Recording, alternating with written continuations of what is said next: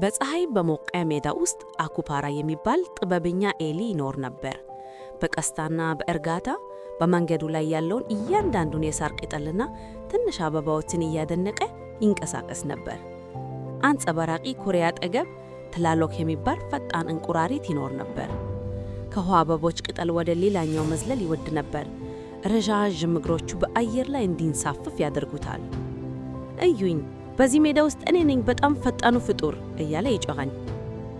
አንድ ፀሐያማ ከሰዓት በኋላ ትላሎክ አኩፓራን ሲንሸራሸር አየው። ሰላም ቀርፋፋው፣ ሩጫ እንወዳደር።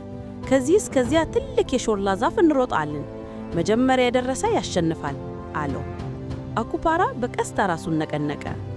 በጣም ጥሩ አለ። ተዘጋጅ፣ ጀምር። ትላሎክ ወዲያውኑ በኃይለኛ ዝላዎች ወደፊት ተወነጨፈ። አኩፓራን ከኋላው በአቧራ ውስጥ ትቶት ሄደ። አኩፓራ ግን ቀርፋፋና ጽኑ ፍጥነቱን ሳይቀንስ ጉዞውን ጀመረ። ትላሎክ ዞር ብሎ ሲመለከት አኩፓራ በጣም ሩቅ ነበር።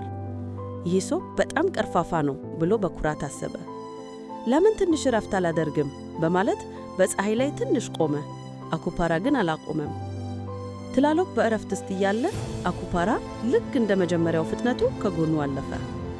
ትላሎክ ደንግጦ ወደ መጨረሻው መስመር ለመዝለል ሞከረ፣ ግን ጊዜው አልፏል። አኩፓራ የኦክ ዛፉን ዳሰሰና አሸነፈ።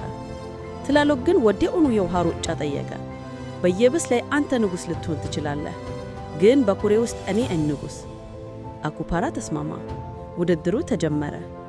ትላሎክ በኃይለኛ እግሮቹ ተንሳፎ በቀላሉ አሸነፈ። አኩፓራ በከባድ ዛጎሉ ምክንያት በጣም ቀስ አለ። በመጨረሻም ሁለቱም እያንዳንዱ ሰው ጉበዝ የሆነበት የራሱ ቦታ እንዳለ ተረዱ እና ከዚያ ቀን ጀምሮ ምርጥ ጓደኞች ሆኑ።